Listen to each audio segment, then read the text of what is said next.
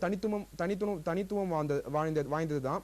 நீங்க அழகா இந்த கையை வச்சு நீங்க ஆதார் கார்டை காட்டிட்டு அப்புறம் உங்களுடைய தம்பை வச்சு பேமெண்ட் பண்ணீங்கன்னா, கை நாட்டு வச்சீங்கன்னா ஆட்டோமேட்டிக்கா பின்னே இல்லாம பேமெண்ட் பண்ற அளவுக்கு வசதிகளை வந்து கவர்மெண்ட் ஆஃப் இந்தியா வந்து உருவாக்கிட்டு இருக்காங்க.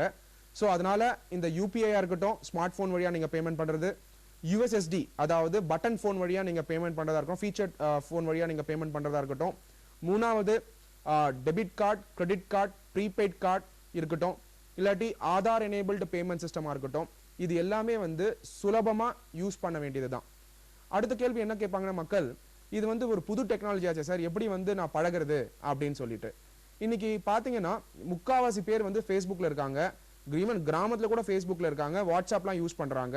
ஸோ அப்படின்னும் போது இந்த டெக்னாலஜியும் அதே மாதிரி அடாப்ட் பண்றதுங்கிறது கஷ்டம் கிடையாது.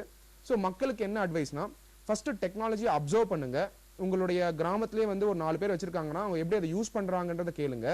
இந்த மாதிரி ப்ரோக்ராம்ஸை பாருங்க, பேப்பர்ல வந்து கட்டுரைகள் வருது அதை படிங்க, டிவி சேனல், ரேடியோ எல்லாத்துலயுமே வந்து கவர்மெண்ட் ஆஃப் இந்தியா வந்து நிறைய கேம்பெயின் நடத்திட்டு இருக்காங்க, அதை கேளுங்க. ஸோ இனிஷியல் பீரியட்ஸ்ல வந்து இது புதுசா தெரியும், அப்புறம் நீங்க எல்லாம் பழகிடுவீங்க. நீங்க பழகினது மட்டும் இல்லாம மற்றவங்க தெரியாதவங்களுக்கு சொல்லி கொடுங்க.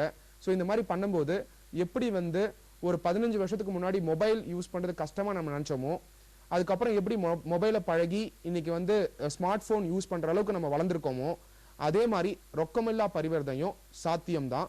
இதுக்கான அடிக்கற்களை வந்து மக்கள் தான் போடணும். இதுக்கான நிறைய கேம்பெயின் வந்து கவர்மெண்ட் ஆஃப் இந்தியா வந்து நடத்திட்டு இருக்காங்க. ஸோ இந்த ரொக்கமில்லா பரிவர்த்தனை வந்து எந்த அளவுக்கு சேஃப் அப்படின்னு நீங்க வந்து நிறைய பேர் கேட்பாங்க. அந்த சேஃபா இருக்கிறதுக்காகவும் ஆல்ரெடி சேஃப் தான், இந்த இன்னும் நிறைய நல்லா சேஃப் ஆகணும் அப்படின்றதுக்காக கவர்மெண்ட் ஆஃப் இந்தியா வந்து இன்ஃப்ராஸ்ட்ரக்சரை வந்து இன்னும் வலுப்படுத்திக்கிட்டு இருக்காங்க. அப்புறம் உடனே நிறைய பேர் கேட்பீங்க, சென்னையில வந்து பாத்தீங்கன்னா புயல் அடிச்சது, இன்டர்நெட்டே இல்லாம போயிடுச்சு அப்படின்னு நிறைய பேர் கேட்பீங்க. சார் அந்த சூழ்நிலையில நான் என்ன பண்ணணும், ரொக்கமில்லா பரிவர்த்தனை எப்படி பண்ணணும்னு கேட்பீங்க. கவர்மெண்ட் ஆஃப் இந்தியா வந்து கேஷ் லெஸ் எக்கானமியா போகணும்னு சொல்லவே இல்லை, லெஸ் கேஷ் எக்கானமியா போகணும் அப்படின்னு சொல்லியிருக்காங்க. அப்படின்னா ஓரளவுக்கு நீங்க வந்து கேஷ் வந்து நீங்க தேவைன்னா வச்சுக்கலாம், பட் வேணாம்னா நீங்க பேங்க்ல கூட வச்சுக்கலாம்.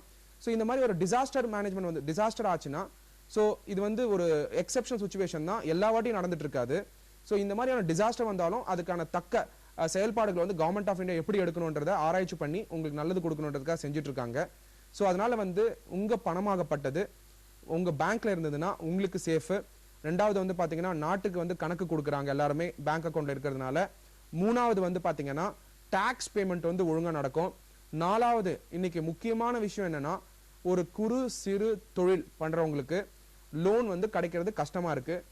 இந்த லோன் கிடைக்கிறது ஏன் கஷ்டமா இருக்குன்னா, பேங்க்ல வந்து காசு இல்லாதனாலையும் அந்த பேங்க்ல வந்து டெபாசிட்ஸ் இல்லாதனாலையும் தான் காசு கிடைக்க மாட்டேங்குது. ஒரு 4% மட்டும் தான் பேங்க் சேனல் வழியா வந்து லோன் கொடுத்துட்டு இருக்காங்க. இந்த ரொக்கமில்லா பரிவர்த்தனை நடந்ததுன்னா மிச்சம் 96% ஃபண்ட் அன்பேங்க் ஃபினான்ஸ் தி அன்ஃபினான்ஸ்ட், அப்புறம் குறு சிறு தொழிலுக்கு வந்து லோன் கொடுக்கறதுக்கான வசதிகள் வரும் முத்ரா பேங்க் வழியா. இதெல்லாம் நம்ம பார்க்கலாம். இன்னும் புதிய நேயர்களுக்காக தொடர்ந்து நிறைய ப்ரோக்ராம்ஸ் வந்து ரொக்கமில்லா பரிவர்த்தனைக்கு பண்ண போறோம். டெஃபினட்டா நீங்க பார்த்துக்கிட்டே இருங்க, நீங்க கத்துக்கிட்டதை எல்லாருக்கும் சொல்லுங்க. நன்றி. மீண்டும் உங்களை பார்க்கும் வரை நன்றி.